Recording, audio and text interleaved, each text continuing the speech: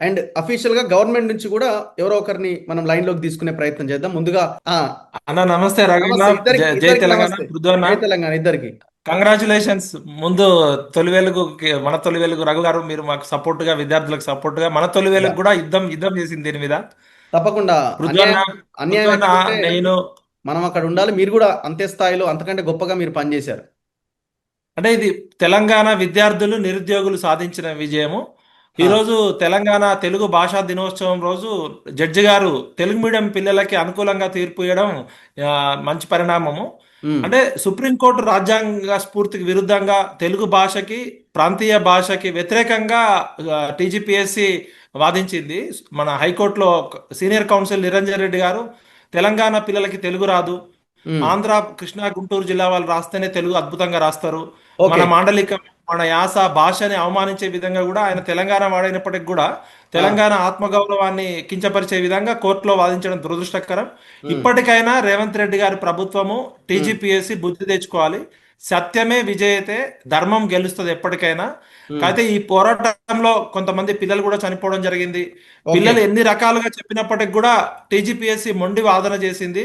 ఈ ఆ, కేసు వాదించిన మన రచనారెడ్డి గారికి, విద్యాసాగర్ గారికి, సురేందర్ ఉమ్, గారికి ప్రత్యేక అభినందనలు, ఉమ్. కృతజ్ఞతలు చెప్తూ ఈ పోరాటం నిరంతరం సాగుతుంది. తెలంగాణ విద్యార్థుల ఐకమత్యము తెలంగాణ నిరుద్యోగుల విజయం అని చెప్తున్నాను. ఆ, అంటే ఇక్కడ ఇంకొకటి, ఇప్పుడు సింగిల్ బెంచ్ జడ్జ్మెంట్ ఇచ్చింది.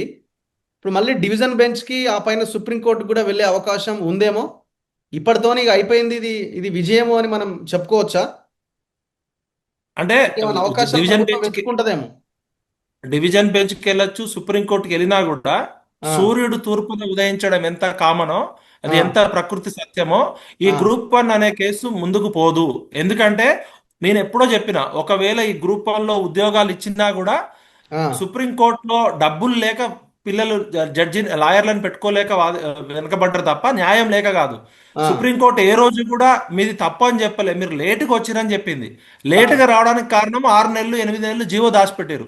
ఇది ఓకే. ఎప్పటికైనా ఈ గ్రూప్ 1 అనేది రాజ్యాంగానికి వ్యతిరేకంగా టీజీపీఎస్సీ పోయింది. ఆ, ముగ్గురు చైర్మన్లు వచ్చారు కానీ పిల్లలకి మాత్రం న్యాయం జరగట్లే. అసలు ఉమ్, మహేందర్ రెడ్డిని తీసుకురావడము, హడావుడిగా పరీక్ష పత్రాలు మూల్యాంకన చేయడము, ఉమ్, నార్మలైజేషన్, మోడర్నైజేషన్ పాటించకపోవడము, ఉమ్, తెలుగు మీడియం విద్యార్థులకి, తెలుగులో రాసిన విద్యార్థులకి స్పష్టంగా అన్యాయం జరిగింది. ఉమ్. దీని మీద జడ్జిమెంట్ కాపీ వచ్చినాక మనం లోతుగా ఒక విశ్లేషణ చేద్దాం. ఇప్పటికైతే నైతికంగా ఉమ్. నైతికంగా, సాంకేతికంగా, సహేతుకంగా, ధర్మబద్ధంగా విద్యార్థులు సాధించిన విజయం ఇది. ఇది ఓకే. తెలంగాణ నిరుద్యోగుల విజయం. ఉమ్. సో పృథ్వీరాజ్ గారు, మీ ఫస్ట్ రియాక్షన్ హైకోర్టు జడ్జిమెంట్ మీద? న్యాయం గెలిచింది, నిజం నిలబడ్డది. హా. ఓకే. మొత్తం రాజకీయ వ్యవస్థ మొత్తము అందరు ఒకటైండ్రు దీని విషయంలో.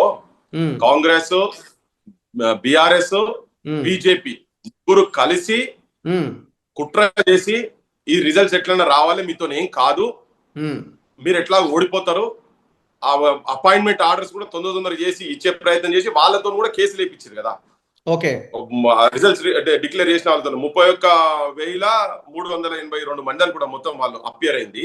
ఉమ్, సో దాంట్లో వాళ్ళు ఆల్రెడీ తొందరపడి రిజల్ట్స్ అనౌన్స్ చేసి వాళ్ళకున్న నిరుద్యోగులకు ఎవరైతే కొట్లాడుతారో, న్యాయం గురించి కొట్లాడుతారో ఉమ్. వాళ్ళ మధ్యలో పంచాయతీ పెట్టే ప్రయత్నం కూడా చేశారు ఇప్పుడు రేవంత్ రెడ్డి. ఆ, సో నేను మీకు ప్రజలకు ఈ సందర్భంగా అందరికి ఫస్ట్, మన తొలి వెలుగు మనం ఎప్పుడు ముందటే ఉంటాము. ఆ, ఇప్పుడు నేనైనా విటలైనా నిజంగా అవును. కూడా వాస్తవంగా చెప్పాలంటే గర్వపడాల్సిన రోజు. ఉమ్, వాళ్ళకు అండగా ఉండి చాలా డౌన్ ఉన్నప్పుడు, ఆపదేల చూడు అలసి పందు గుణము, యుద్ధమందు చూడు బంటుతనము, పేదవేల చూడు పెండ్లాము గుణము రా అన్నట్టు వాళ్ళు నిజంగా ఆపదలు ఉన్నప్పుడు నిజంగా నిలబడ్డం. మనం ఏ మాటకు ఆ మాట ఒక గోడగా అడ్డం నిలబడ్డము. సో ఇవాళ న్యాయం గెలిచింది. చాలా మంది రకరకాలుగా మాట్లాడారు. అది ఆ సందర్భం లేదంటే, ఇప్పుడు బీజేపీకి సంబంధించిన కూడా ఎంపీ వకీల్ సాబ్ అంటాడు, ఆయన దగ్గర పోయి ఈ కేసు గురించి మాట్లాడితే నిరుద్యోగుల యువకులందరినీ సెల్లు ఆఫ్ చేయించుకొని ఉమ్. రేవంత్ రెడ్డి ఇక్కడ నుంచి మొదలు పెడితే సుప్రీం కోర్టు వరకు జడ్జిలు అందరిని కొనేసిండు, మేమేం చేయలేము, మీరు సపడే ఊకొని మీ పని మీరు చేసుకోండి, కావాలంటే వచ్చే ఎగ్జామ్ కు మీరు ప్రిపేర్ కానని ఇట్లా చెప్పి పంపిండు. ఈవెన్ బీఆర్ఎస్ కు సంబంధించినటువంటి వాళ్ళు కూడా, కేటీఆర్ కూడా ఢిల్లీలో సుప్రీం కోర్టులో పైసలు ఇస్తామని చెప్పి తర్వాత ముఖం చాటేసి పక్కకు జరిగిండు. సో వీళ్ళందరూ కలిసి చేసినటువంటి డ్రామాలో మాకు కూడా ఏంటంటారు, నిజంగా ఈ జడ్జిమెంట్ ఇట్లా వస్తుందా, అసలు ఏంది, నిజంగా కూడా వీళ్ళు మేనేజ్ చేస్తున్నా, కానీ అయినా కానీ న్యాయానికి నిజంగా కూడా justice delayed is justice denied అని కాకుండా అట్లీస్ట్ తొందరగానే తీర్పు వచ్చింది. ఈ తీర్పును ఇప్పుడు ఏంటంటే తెలంగాణలో చాలా మటుకు ఇటువంటి పోరాటాలు జరుగుతా ఉన్నది. ఇది ఒక ఫస్ట్ స్టెప్. ఇది ఢిల్లీలో జీవో 29 సంబంధించింది కూడా. ఈవెన్ ఇంతకుముందు విఠల్ చెప్పినట్టుగానే ఎక్కడ కూడా కోర్టులు మీరు తప్పు ఇది అని చెప్పని ఎక్కడ చెప్పలేదు, కానీ దాన్ని తప్పుగా వర్ణించుకుంటూ ఇంకొకటి ఏంటంటే ఇక్కడ 5 మంది చనిపోయినరు. ఇప్పుడు ఈ 5 మందికి సావుకు ఎవరు బాధ్యత వహించాలి? బాధ్యత లేని ముఖ్యమంత్రి, ఆపోజిషన్ పార్టీలా? మేము మొత్తుకుంటున్నాం, దండం పెట్టి మొత్తుకుంటున్నా, కానీ వీళ్ళ శవాల జాతర జరుగుతున్నది. యువకులకు నిరుద్యోగులకు అట్లా చేయకండి. అమ్మాయిలను ఆడపిల్లను వెంబడబడి ఒక ఇన్స్టిట్యూట్ లో పని చేస్తుంటే కూడా వెంబడబడి మీరు అంటే ఆమె నౌకరు పెట్టాడు చేసి ఇప్పుడు సార్ ఇక్కడ ఇంకొక అంశం కూడా ఉన్నది. ఆల్రెడీ రిజల్ట్స్ అనౌన్స్ అయ్యి ఉద్యోగాలు వచ్చిన పిల్లలు కూడా మన పిల్లలే.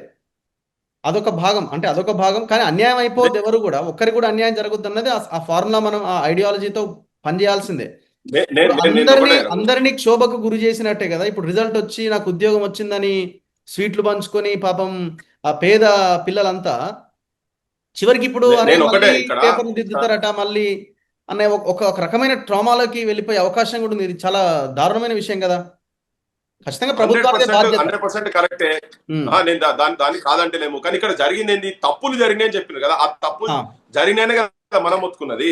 ఇప్పుడు ఇదంతా బాధ్యత ఎవరు వహించాలి? ప్రభుత్వము, తర్వాత పరీక్ష కండక్ట్ చేసిన వాళ్ళు. ప్రభుత్వం కూడా మరి ఇంతగా అప్లికేషన్లు వస్తుంటే పోతే ఇనుప కంచెలు పెట్టి కనీసం పిల్లలు రిప్రజెంటేషన్ ఇస్తుంటే కూడా పోయి అక్కడ దాకా పోనీయలేదు. మా బొట్టలో మాట్లాడుతుంటే మా బొట్టల మీద అవాకులు చివాకులు మస్తుగా మాట్లాడారు కదా. మన మీద కూడా బాగా బురద జల్లే ప్రయత్నం చేసింది కదా. సో వాళ్ళు మన పిల్లలే కావచ్చు, కానీ అది ప్రాపర్ గా ఇల్లీగల్ గా అన్లాఫుల్ గా వాళ్ళు అక్కడికి ఎంటర్ అయినరు అనేది ఉద్దేశం కదా. వాళ్ళ మీద మనకెందుకు ఉద్దేశం ఉంటది? కానీ ఇప్పుడు కొన్ని వందల మంది సీరియల్ ఆర్డర్ లో ఒకటే 2 సెంటర్ల దగ్గరనేమో ఎక్కువ వస్తాయి. కోటి ఉమెన్స్ కాలేజ్ లో సంబంధించినటువంటి తర్వాత ఏంటంటే సీరియల్ ఆర్డర్ కొన్ని వందల మందికి మార్కులు సిమిలర్ వచ్చుడు అనేది తప్పే కదా. అది సో అట్లా వచ్చినప్పుడు అది తప్పుల తడకానే కదా చెప్పదలుచుకున్నది. తప్పుల తడకానే కదా. అదే ఇవాళ కోర్టు ఏం చేసిన అవసరం అయితే దీన్ని మొత్తం 8 నెలల లోపల మీరు చేయకపోతే రీ ఎగ్జామినేషన్ కూడా కండక్ట్ చేయాలని చెప్తున్నది. మొత్తం జడ్జిమెంట్ కాపీ కంప్లీట్ వచ్చినాక దాని మీద ఇంకా పర్ఫెక్ట్ గా రెస్పాండ్ కావచ్చు. కానీ ఏంటంటే ఇక్కడ నేను తెలంగాణ ప్రజలకు చెప్పేది ఏంటంటే ప్రభుత్వాలు, రాజకీయ పార్టీల వైఖరి, నిరుద్యోగులు, ఇప్పుడు నిధులు నియామకాలకు సంబంధించినటువంటి అంశం అంటే రేపు మొత్తం ఎంటైర్ తెలంగాణను పాలించేటువంటి IAS IPS ఆఫీసర్లు గ్రూప్ 1 తర్వాత వాళ్ళు అక్కడికే కదా పోయేది. ప్రొబేషనల్ పీరియడ్ లో అయిపోయిన తర్వాత వాళ్ళు ఫుల్ ఫ్లెజ్డ్ గా అయిన తర్వాత IAS కన్ఫర్మ్ అయిపోయిన తర్వాత స్టేట్ అంతా నడిపేటువంటి ఆఫీసర్లు వాళ్ళకు న్యాయబద్ధంగా జరగాలి అనేది. ఈవెన్ తెలుగులో రాసిన వాళ్ళు కూడా అన్యాయం జరిగిందంటే చాలా ఎంత హీనంగా చులకనగా తీసి పడేసినట్టుగా మాట్లాడారు. ఒకటి విఠలన్న, ఇప్పుడు ఎవరికి అన్యాయం జరిగినా తప్పే. ఇప్పుడు నేను ఇంతకుముందు అడిగిన క్వశ్చన్, ఎవరికైతే రిజల్ట్స్ వచ్చినాయో వాళ్ళు ఇంతకాలం సంతోషంగా ఉండి ఇప్పుడు వాళ్ళు కూడా అంటే దీంట్లో ఒక మంచి పాయింట్ కూడా ఉన్నది ఏంటంటే ఇప్పుడు వాళ్ళు కూడా ఎగ్జామ్ రద్దు అని కూడా చెప్పలే కోర్టు. ఎక్కడా కూడా మొత్తం ఎగ్జామ్ రద్దు మళ్ళీ ఎగ్జామ్స్ రాయాలని చెప్పలే. జస్ట్ ఓన్లీ రీవాల్యుయేషన్ చేయండి అన్నారు. సో మంచిగా రాసిన వాళ్ళకి మళ్ళీ అన్యాయం కూడా ఏం జరగదు, అంతే కదా. ఇప్పుడు ఈ రిజల్ట్స్ లో ఏం తేడాలు లేకపోతే మళ్ళీ అదే రిజల్ట్స్ వస్తాయి ఒకవేళ గవర్నమెంట్ చెప్పిందే నిజమైతే. ఇక్కడ కోర్టు మీరు అన్న పాయింట్ లో ఇది ఒక గ్రూప్ 1 ఎగ్జామ్ కండక్ట్ చేయడంలో ప్రభుత్వాలు TGPSC ఇంత దారుణంగా ఫెయిల్ అవుతున్నాయి. ఒక ఎగ్జామ్ కోసం 11 సంవత్సరాలు తెలంగాణ వచ్చినాక ఫస్ట్ గ్రూప్ 1 ఇట్లా ఇన్నిసార్లు అయింది. అప్పుడు ఏమన్నారంటే మరి ఎగ్జామ్ రాసి మెరిట్ ఉండి అన్యాయం అయ్యే వాళ్ళ వైపు కూడా ఆలోచిస్తూ ఎగ్జామ్ రాసి సెలెక్ట్ అయిన వాళ్ళు 563 మంది ప్రతిభ ఉండొచ్చు, కానీ ఎగ్జామ్ రాసి ప్రతిభ ఉండి కూడా TGPSC తప్పుల వల్ల 21,000 మంది ఉన్నారు. అంటే ఇక్కడ గ్రూప్ 1 సెలెక్ట్ అయ్యి లిస్ట్ లో జాబ్ కోసం వెయిట్ చేసే వాళ్ళ సంఖ్య 563 మంది. మెరిట్ ఉండి TGPSC తప్పు వల్ల వాళ్ళకు కూడా అన్యాయం జరిగి ఉండొచ్చు. కానీ మేజర్ గా కోర్టు తీసుకుంది ఏంటంటే మీరు ఇన్ని రకాల తప్పులతోటి అసలు ఒక గ్రూప్ 1 పరీక్ష నిర్వహించలేకపోతున్నారు. ప్రిలిమ్స్ లో ఒక హాల్ టికెట్, మెయిన్స్ లో ఒక హాల్ టికెట్, 16, 17, 18 ఎగ్జామ్ సెంటర్ లో 2,500 మంది సెలెక్ట్ అవుతారు మెయిన్స్ నుంచి. అసలు నార్మలైజేషన్, మోడరేషన్ అనేది UPSC స్టాండర్డ్ ప్రోటోకాల్. ఇప్పుడు ఒక భాషకి లో ఎక్కువ మంది రాయొచ్చు, ఒక ఆప్షనల్ లో ఎక్కువ మంది రాయొచ్చు. యూపీఎస్సీ గైడ్ లైన్స్ ప్రకారము ఇప్పుడు పబ్లిక్ యాడ్ లేకపోతే ఆంథ్రోపాలజీ, సోషియాలజీ అనేది స్కోరింగ్ సబ్జెక్ట్స్. అన్ని సబ్జెక్టులకి అన్ని భాషలకి సమ ప్రాధాన్యం ఇస్తూ నార్మలైజేషన్, మోడరేషన్ అనే పద్ధతి ఉంది. అది పాటించలేదు కాబట్టే ఇవాళ తెలుగు మీడియం అభ్యర్థులు 1% కూడా సెలెక్ట్ కాలేదు.